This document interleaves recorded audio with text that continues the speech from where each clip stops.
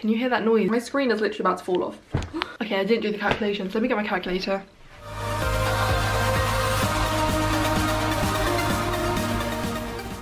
Hello everyone and welcome back to my channel. If you're new here, my name's Viola. I've just graduated from the University of Oxford studying classics for 4 years. And today I'm going to be doing the very highly requested video of how much studying at Oxford University for 4 years cost me. I've spent all morning going through all of my accounts, all of my spreadsheets, trying to get the most accurate calculation possible so that this is an accurate amount that I'm telling you, and I've written it all down in my notebook. Before I start and go into how much I actually spent while I was at Oxford, I guess I will first explain how student finance works very quickly for UK students. Disclaimer, I'm only talking about Student Finance England because that's what I've used and that's what I know about, so I don't want to be giving any wrong information to other people. So for me, since I live in England, I use Student Finance England, and in England, which is different from other international countries, our government gives us a loan if we need it to go to university. So unless your parents or you pay for your tuition fees,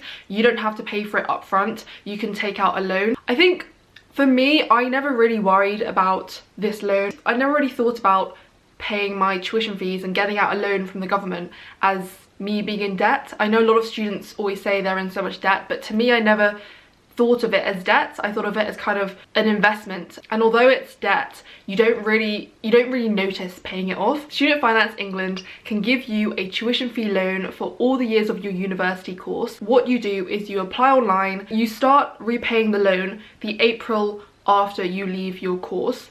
So for me, that'll be next April.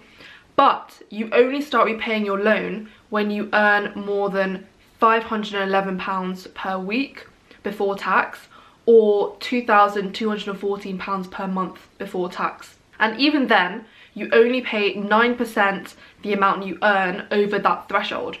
So on the Student Finance England website, they gave an example where if your annual income is £28,000 before tax, that equates to £2,400 a month before tax.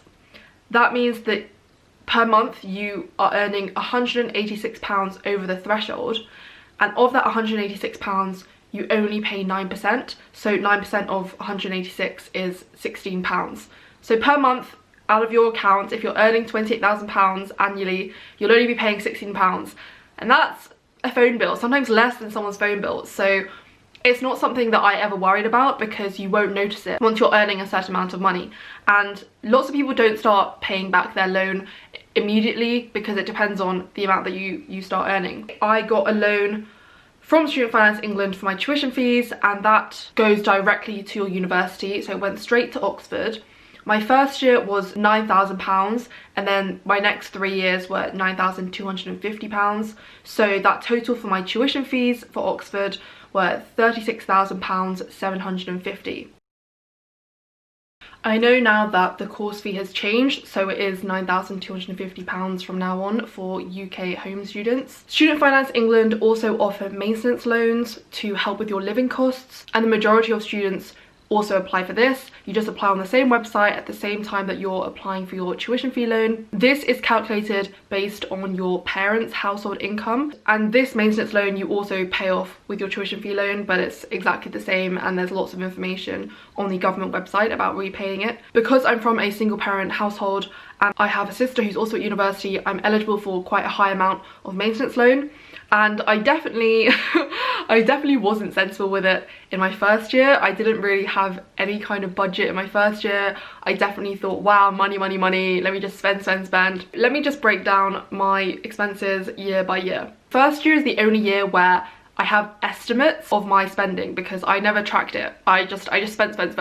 But I can definitely tell you the prices for the accommodation. So I went to New College, Oxford, and New College offer you accommodation for 2 out of 3 years or 3 out of 4 years of your degree. So there's always 1 year where you have to live out in a house and privately rent. But the rest of the time you have accommodation. You live in college in your first and second year, and if you have 4 years, you live in your fourth year. It's very important for me to say that accommodation costs are different and vary between the colleges. Some colleges heavily subsidise their accommodation costs, some are more expensive, some depend on how good your room is or how big it is. It all depends on your college. My accommodation for first year was £1,600.20 per term for my accommodation. That came to a total of £4,930.20 for the whole year. This accommodation cost is only for 27 weeks of the year though, because at Oxford, unless you have a longer lease, you have to move out at the end of every single term. It is a lot cheaper than other universities where you have to pay a lot more money for your accommodation,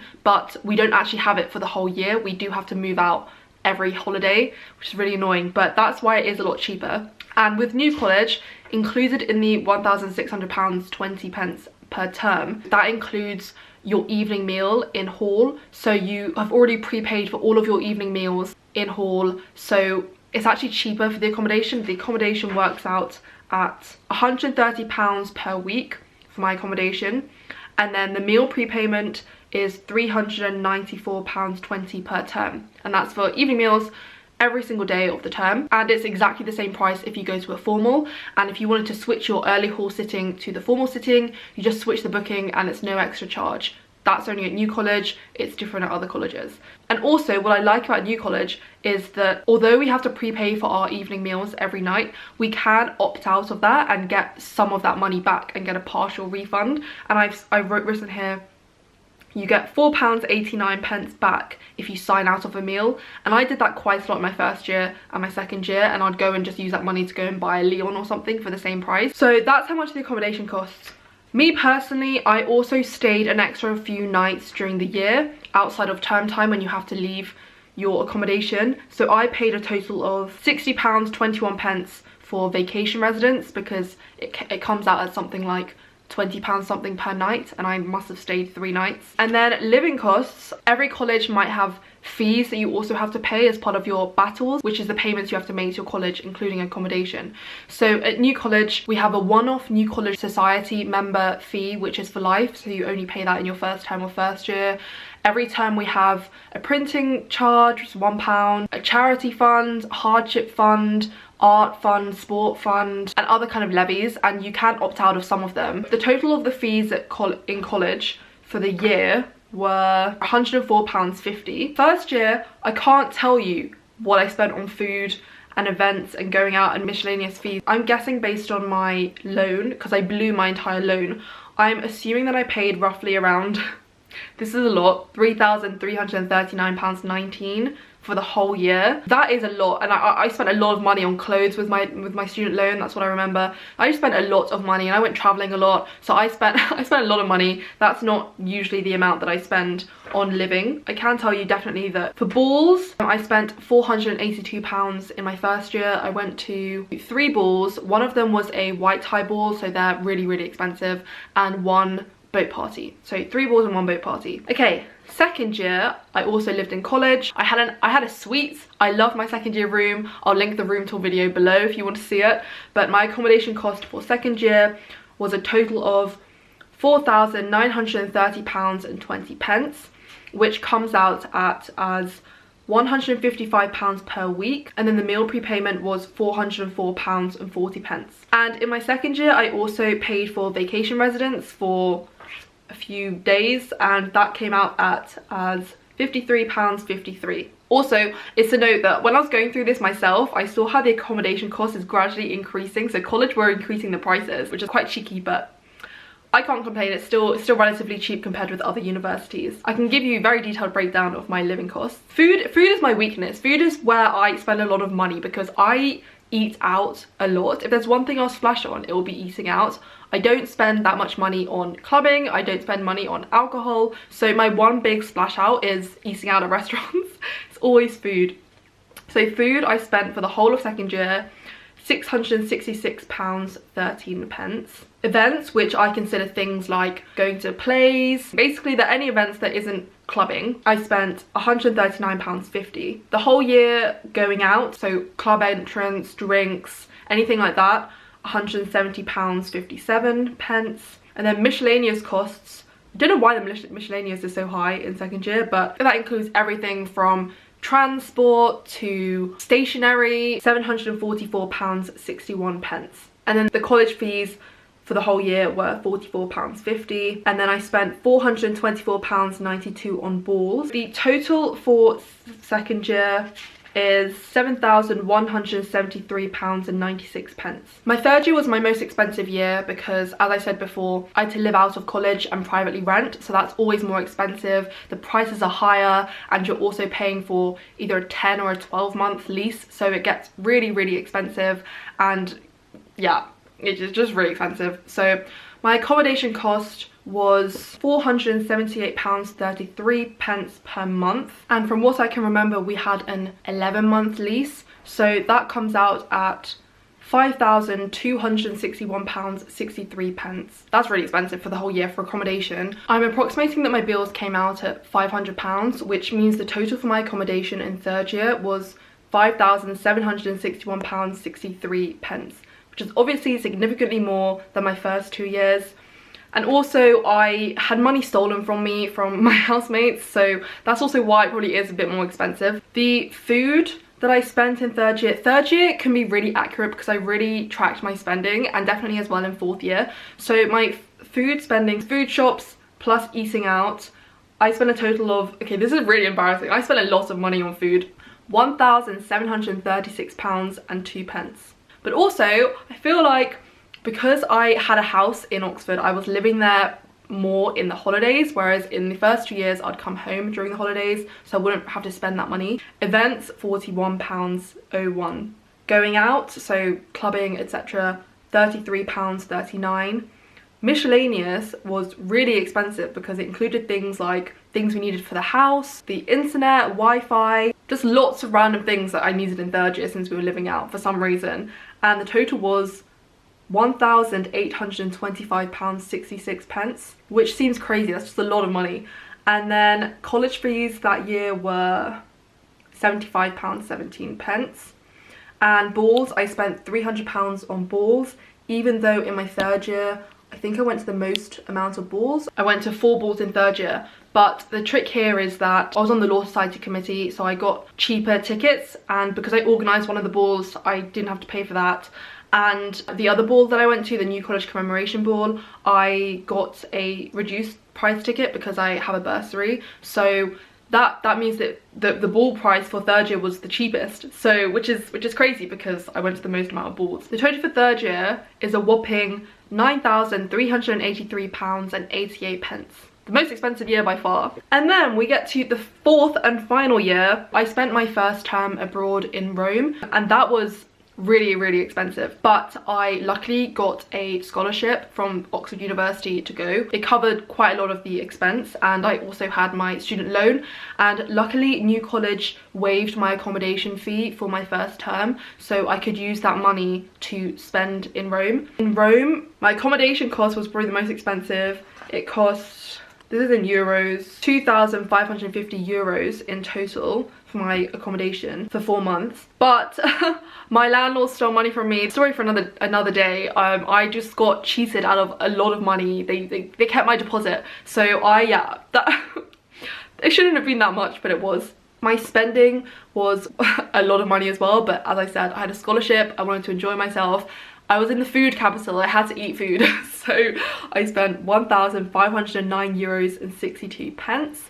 And then my flight and metro card came to a total of £344.40. The total roughly in pounds is £4,044.03. So that was really expensive, but I'm really grateful for the opportunity and I had a really great time. My accommodation cost back in Oxford for 1 term, because coronavirus happened, was £1,752.22, but it came out at £155 per week. And then the living costs, I came back from Rome, I was in my final year, I didn't even go out, I was just very much, you gotta get my thesis done, gotta do this work. So I only spent £688.70, and then obviously I saved a lot of money coming back home because of coronavirus. I didn't really spend any money at home, and then our college also waived our accommodation costs for the summer term because we weren't there, so I didn't have to pay for my last term, which also meant that I saved some money. Yeah, the total for my fourth year roughly in pounds, £6,484.95. I guess that's kind of an average amount because Rome was really expensive, so it evens it out. So my total overall living costs for the 4 years I was at Oxford is approximately £31,242.79, and my total cost for tuition fees are £36,750. So that comes to a total of £67,992.79. That's how much I spent. Obviously, a disclaimer, it is kind of an estimate on my living costs because there were some things that I did spend, but I used other sources of money. There were times where I bought clothes or other things or birthday presents, but I used savings that I'd had from jobs before the summer, and I have two separate accounts, on my personal account and my student account. There were lots of other expenses I made during those 4 years that aren't accounted for in these calculations because I use my other account, and this is all just from my student account. So to cover my university costs, I mainly use my maintenance loan, and I also received an Oxford bursary. So Oxford University also offer bursaries to every single student at Oxford, and it depends on your household income.